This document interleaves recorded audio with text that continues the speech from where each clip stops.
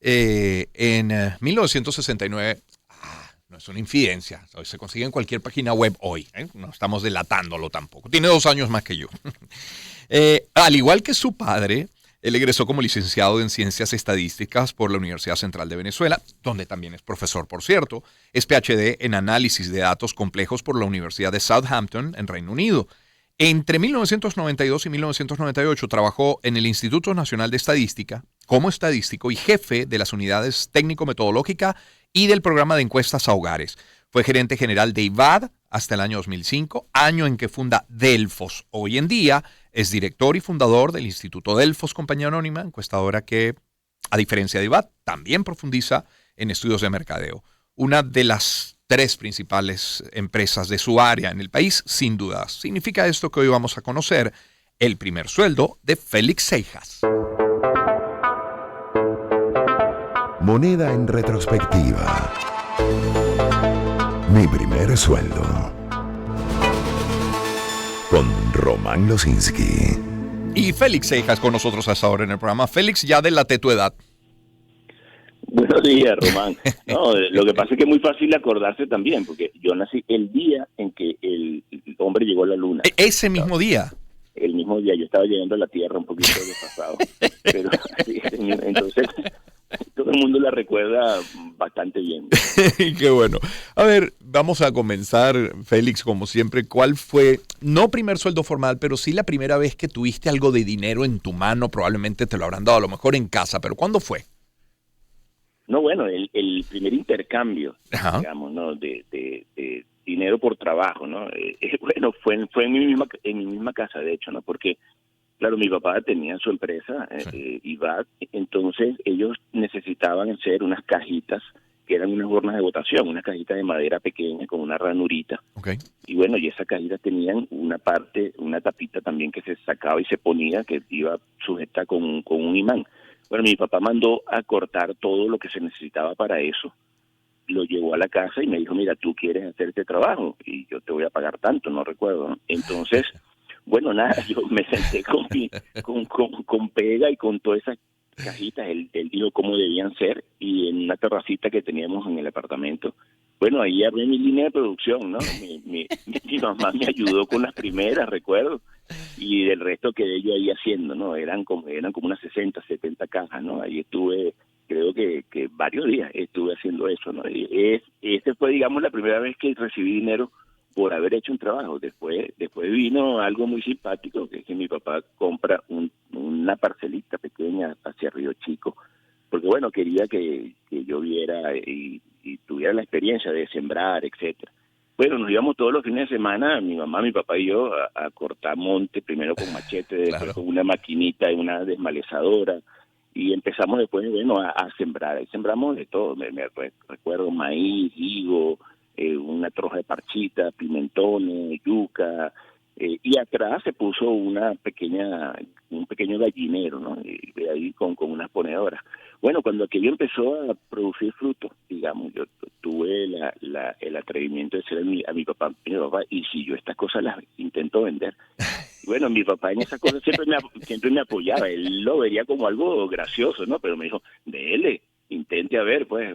Bueno, todos los fines de semana llegaba yo con aquellos sacos, ¿no? En la frutería Santa Rosa de Lima abajo, llegaba y hablaba con los portugueses y les vendía pimentones, maíz, etcétera. En el colegio, recuerdo ahora que yo también llegaba, los lunes todo el mundo llegaba con sus cuadernos, yo llegaba con mis cuadernos y mi saco de parchita para la cantina del colegio, ¿no? Y le vendía las parchitas allí además con un convenio bien extraño, ¿no? Porque A ver, yo era intercambio.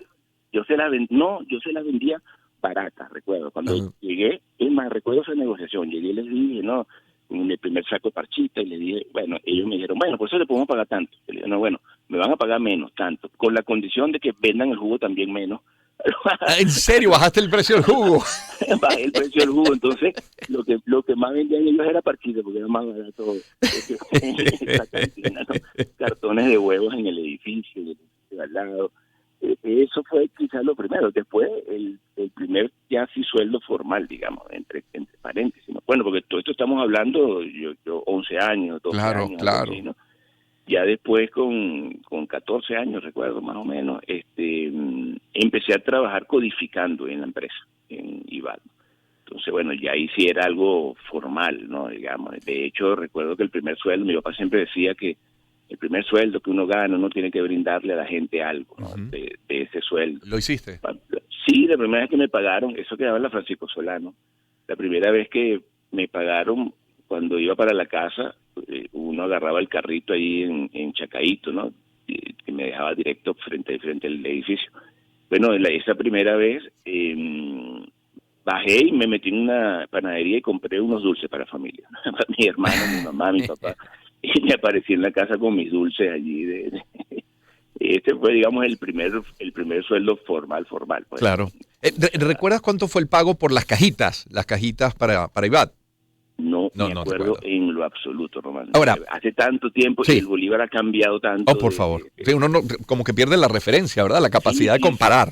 se pierde la Sí, referencia. Cualquier sí. cosa que uno diga, uno no sabe si Es verdad. está. Ahora, sea ese pago por las cajitas, o sea lo que recibías luego con tu emprendimiento por la parcelita de Río Chico, o ya a partir de los 14 cuando tienes ese trabajo formal en IVAD, caramba, siempre pregunto a nuestros invitados sobre cómo cambia la vida de una persona cuando recibe dinero por hacer algo a cambio. ¿Cambió en ti cuándo? ¿Cuándo sentiste, oye, este es el camino, esta es la vía? Oye, mucho, ¿no? Yo creo que desde la parcela, ¿no? Porque Desde la claro, parcela. lo de la cajita fue algo puntual, pero Exacto. yo siempre fui muy penoso con esto del dinero, ¿no? ¿Por qué? No sé, pero siempre mi papá decía que yo no comía mucho, por ejemplo, y era porque cuando salíamos y yo andaba con él me decía, mira, ¿quieres un helado? ¿Quieres un dulce aquí? Y yo por pena decía que no. Incluso a papá. Sí, una Mira. cosa rara, la verdad es que no sé de dónde viene eso, un buen trabajo para un psicólogo que lo quiera averiguar, pero siempre fue así. Entonces, la primera vez que yo empecé a tener dinero y vi que yo podía comprarme un dulce, que yo podía comprarme cositas así, ¿no? Sin la pena, pues, de pedirle a papá. Oye, aquello fue, digamos, una especie de luz que se abrió en el camino. Y bueno, y a partir de ahí empecé siempre a querer tener dinero Sí, claro. por trabajo, ¿no? Tuve, digamos, la suerte, creo que la suerte, bueno, la suerte por supuesto traída a mí por papá y mamá, ¿no? Ujú. Que es que, mira, yo con 12 años tuve en mis manos la primera computadora, pero ¿cómo sucedió eso? Yo quería un juego, un aparato de video, estos Atari, Sí, Nintendo. sí. Mi papá decía, bueno, que aquello no era digamos, productivo, ¿no? Ujú. Para un muchacho. Pero bueno, lo que él hizo fue, se enteró que existía una cosa que era la microcomputadora.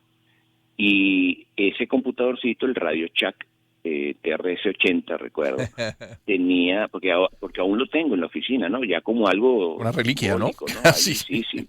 Bueno, era una computadora que el monitor era el televisor, pero por al lado se le podían poner juegos, cassette de juegos, ¿no? Entonces él agarró, no los vendían aquí todavía, ¿no? Un amigo le ofreció traérselo de Estados Unidos. Bueno, lo trajeron, él me lo pone allí y me dice, mira, aquí tienes tus juegos, no sé, con 5 juegos, algo así, ¿no? Aquí tú puedes jugar con esto, chévere, y sus joystick, dice, pero también me dicen que tú puedes programar juegos. Y yo, ¿qué es eso, no? Entonces, claro, tenía un libro y bueno, yo abro el libro, empiezo a ver cómo funciona aquello. Por supuesto que los primeros 4 o 5 días aquello fue jugar con los cartuchos, bueno, Claro. pero cuando veo el juego recuerdo que había una cosa que uno se metía, entonces uno escribía unas líneas. Bueno, eran como 10 líneas, que era el juego de la ruleta rusa. En la pantalla simplemente salía una cosa que te decía dispare. Exacto. Entonces uno le daba enter y entonces él te decía click o bang, Ok. pero era aleatorio. Exacto. Cuando yo le di la primera vez a eso, ejecútese, aquello fue la magia, ¿no? Ujú. Bueno, a partir de allí, poco a poco los cassettes empezaron a agarrar telaraña, porque me puse fue con la programación a tratar de aprender con ese libro. Bueno, lo que resultó es que ya con 15 años, algo así, mi papá llegó un día, yo hacía cosas y se las mostraba, ¿no? Como con 15 años llegó él, recuerdo, y en la noche nos sentamos en la mesa del comedor, llevó unas planillas con unas preguntas y unas respuestas, y a mano hizo un cuadrito, dijo, mira, tú aquí puedes contabilizar esto, una mujer que respondió esto, aquí va un palito, un hombre que respondió esto, aquí va un palito. O sea, procesó una mini encuesta a mano allí, ¿no? Ujú. Entonces me dijo, ¿tú puedes hacer eso en la computadora? Bueno, aquello fue 3, 4 días sin salir yo de la computadora tratando Programando. de hacer aquello, programando. Y ya con 16 años yo estaba programando para la empresa de mi papá, procesando encuestas, ¿no? Entonces, claro, aquello fue un salto tremendo, porque en aquella época quien sabía aprender un computador ya era un genio, ¿no? Claro. Entonces, yo haciendo esas cosas, pues, en realidad empecé a ganar ya un dinero más o menos importante, Claro. ¿no? Y ya teniendo 16 años, yo me compraba mi ropa, entonces sí, aquello un cambio, la sensación fue muy sabrosa para mí. Lógicamente, es Félix Seijas nuestro invitado. Lógicamente, casa tuvo una gran influencia. Y papá, ese gusto por los números, Félix, por la investigación, me imagino que será inspiración de papá. ¿Es una responsabilidad llamarse Félix Seijas? Bueno, sí, pero también desde el colegio yo tenía facilidad para las matemáticas. Yo recuerdo cuando me mudé la última vez y con las boletas de primer grado, imagínate, una cosa que estaban por ahí guardadas, ¿no? Cuando yo veo, yo no sabía eso, pero yo me pongo a ver las notas y no sé, castellano 15, no sé qué, 16, no sé qué, matemáticas 20, no sé qué, 15, matemáticas 20, y así fue todo el tiempo. Es decir, yo tenía facilidades para la matemática, se me hacía como un juego, ¿no? Bueno, ya por ahí una cosa, ¿no? Después esto de procesar encuestas, bueno, me llevó a estar más tiempo en la oficina con papá. Claro. Estuve incluso en reuniones, ¿no? Importantes, recuerdo, con Carlos Andrés Pérez, o sea, con políticos importantes, y se hablaba de los estudios, ¿no? Y aquello me empezó a causar mucha curiosidad. La gente pensaba que yo iba a estudiar computación por todo lo que estaba Claro, haciendo, claro. pero yo tenía una curiosidad tremenda por saber de lo que había detrás de todo aquello que producía esos números y con los que se tomaban decisiones, ¿no? Claro. Entonces, bueno, esto lo recuerdo como si fuese hoy, el día que le dije a mi papá, yo voy a estudiar estadística, ya en quinto año de bachillerato. Luego mi papá abrió los ojos como sorprendido, ¿no? Y me dice, qué bueno, magnífico. O sea, él nunca me dijo, estudia esto o estudia lo otro. Exacto, qué bueno. Pero cuando se lo dije, pues más bien lo recibió como una muy, muy buena noticia, ¿no? Claro. Y cuando fundas Delfos, Félix, en algún rincón de tu proyecto, a lo mejor decías, bueno, esto tiene que diferenciarse de IVAD o no necesitabas marcar una diferencia. Es que nace por diferenciarse más bien, ¿no? Ah, mira. Sí, recuerdo que yo estaba con un proyecto, yo asesoraba el IVAD, ¿no? En varias cosas, ¿no? Que mi papá necesitaba, y yo estaba con el PNUD trabajando en un proyecto de fortalecimiento del sistema estadístico nacional. Cuando regreso de Inglaterra, regreso a ese proyecto, ¿no?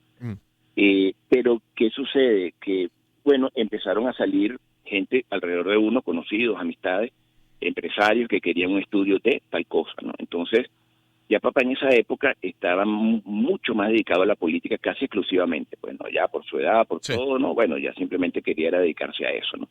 Entonces, estos proyectos, yo ya cuando iba a terminar con el proyecto del PNUD, empecé a agarrar este tipo de estudios, ¿no? Primero con el IVAD, usando todo lo que mi papá tenía en la infraestructura.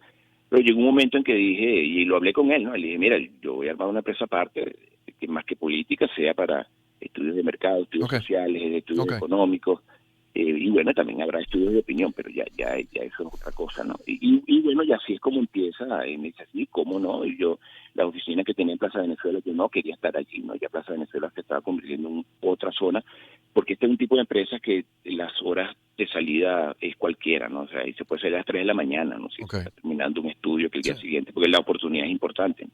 Entonces, la oportunidad, digo, de tener el estudio en el momento en el que lo necesita el cliente. Entonces, bueno, empiezo a buscar oficinas por otra parte, hacia otra zona, ¿no? Entonces, creo que al principio no lo tomó muy en serio, ¿no? Pero cuando conseguí un local, le dije, mira, conseguí uno y tal, él lo fue a ver conmigo y ahí se dio cuenta que la cosa era en serio, ¿no? Era una cosa pequeña y dice, mira, vamos a hacer una cosa, porque no te buscas algo más grande, lo compramos entre los dos y bueno, y estamos los dos juntos, pues, pero no revueltos. Bueno, y eso fue lo que terminamos haciendo.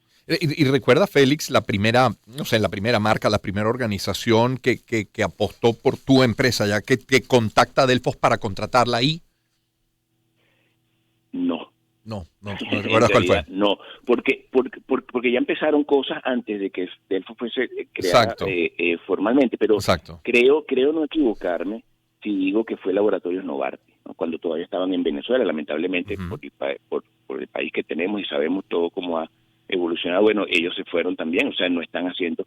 Antes Venezuela era como uno de los centros que ellos tenían para hacer estudios. Nosotros allí con Novartis, hicimos estudios incluso para Novartis de otros países de Latinoamérica, ¿no? Este era un centro importante de investigación. Eso cambió y bueno, se fue todo eso de aquí, pero estoy casi seguro que puede haber sido Laboratorios Novartis el primer gran cliente. Hoy sin duda Delfos es una referencia y tú eres un faro también, Félix, en el análisis de lo que ocurre en nuestro país. Cuando echas la vista atrás y llegas, bueno, a aquellos días de las cajitas y luego al de la parcelita de Río Chico o ya cuando codificabas a los 14 años en ¿cuánto hay en la fórmula de este éxito tuyo? ¿Cuánto hay de perseverancia, de trabajo, de formación, de suerte? No sé. Mira, yo creo que he tenido la gran suerte de dedicarme a algo que adoro. O sea, hay mucha pasión, me divierto mucho. Es decir, sí se llama trabajo porque hay un intercambio de dinero por lo que uno hace, pero en realidad hay una pasión tremenda y creo que algo que nos ha diferenciado de buena manera, diferenciaba a papá, también a mí, es que, lo académico está por encima de lo empresarial. Yo siempre digo que tengo una empresa, pero no soy empresario, porque es verdad, no soy empresario. Y el componente académico es muy fuerte en lo que uno hace, ¿no? Y eso lo lleva, anécdotas hay muchísimas, ¿no? Trabajo donde no se ha ganado ni un bolívar, y así ha sido, ¿no? Poco, por supuesto, pero sí ha ocurrido, ¿no? Porque en el medio de todo uno ve algo interesante y uno empieza a darle aquello, pero ya es la curiosidad, esa curiosidad científica, digamos, ¿no? Entonces, creo que esa ha sido la clave para divertirme mucho, ¿no? Y para haber estado tantos años, porque si nos ponemos a ver, estoy en este tema de las encuestas desde los 14, ¿no? Claro. Entonces, y jamás he llegado a decir estoy aburrido de esto, ¿no? Al contrario, ¿no? Cada día apasiona más porque las cosas también avanzan, la tecnología avanza, la teoría incluso avanza, ¿no? Antes, voy a decir algo que a lo mejor la gente no le va a sonar, pero rápidamente, ¿no? Antes era todo muy enfocado a poblaciones finitas, después entonces la teoría de modelos se une con poblaciones finitas, y todo esto trae cosas interesantísimas que uno hace y el cliente ni se entera, pero son cosas que están detrás de los estudios que se ejecutan. Claro. Y hoy con la inteligencia artificial incluso como herramienta, no te puedo despedir sin preguntarte quién va de primero en la preferencia de las encuestas para la primaria. Bueno, María Corina Machado, y por bastante en este instante. ¿Cuánto es ese bastante? ¿Se puede saber? ¿Aproximado? Sí, sin polarizar, es dejando dentro todos los candidatos, dejando los que no quieren votar, dejando los que... Eso. ¡Ay, no! Nos cayó la línea telefónica. Vamos a retomarlo porque no me va a quedar yo ahora con esa curiosidad, esa duda. Mientras establecemos ese contacto, vamos a compartir algunos mensajes publicitarios y hablarles del Urológico San Román, que inicia su labor médica hablando de historia en 1958, con el objetivo de ofrecer una medicina de primera. Y eso lo ha podido consolidar en el tiempo. Hoy, después de más de 6 décadas de trabajo ininterrumpido, sigue creciendo en pro de la salud y de la calidad de vida del venezolano. Para consultas sobre los servicios que ofrecen, tienen este número WhatsApp, 0412-226-5600. Si quieres más información, te invitan a ingresar a su página web urológico.com. Urológico San Román es medicina de primera y vanguardia tecnológica al servicio de tu salud. Ya recuperamos a Félix. No me iba a quedar con la duda, Félix. ¿Cuál es la diferencia? Sí, hablábamos que sin polarizar, ¿Sí? O sea, dejando todo, María Corina está en aproximadamente 30 y algo, y el resto el que le sigue está por un 10%, algo así. Wow, importante, ¿no? Sí, es importante, y todo esto sucedió en un mes y medio, digamos, ¿no? Esta diferencia no estaba tan ancha, en cuestión de mes y medio se amplió. ¿Y a qué se puede atribuir? Bueno, se atribuye a que el ambiente de la primaria empezó a calentarse, Okay. Es decir, la gente empezó a saber más que venía la primaria, eso también psicológicamente acerca la elección del 2024, es decir, Claro. si no existiera esto de la primaria, la gente todavía vería la presidencial como algo lejano, Claro. pero esto la trajo al presente, entonces la gente empieza a buscar quiénes son las opciones, y este es un país en el que la gran mayoría quiere el cambio político, y entonces, es decir, no es fiel a ninguna marca específica. Entonces, lo que hacen es buscar y ver entre las opciones quién puede ser el que podría realizar ese cambio que la gente quiere. Y bueno, el nombre de María Corina ha pasado a simbolizar para muchos eso. Y ahí es donde entonces ha empezado a crecer esa opción. Claro. Félix, agradecido por este tiempo, por esta este grato primer sueldo que nos lleva hasta, bueno, las cajitas en el balcón o la parcelita en Río Chico. Un abrazo. Muchas gracias. Un gusto. Qué bueno haber tenido a Félix Seijas con nosotros el día de hoy, estadístico, profesor de la Universidad Central de Venezuela, director de Delfos, articulista también. Mira, información muy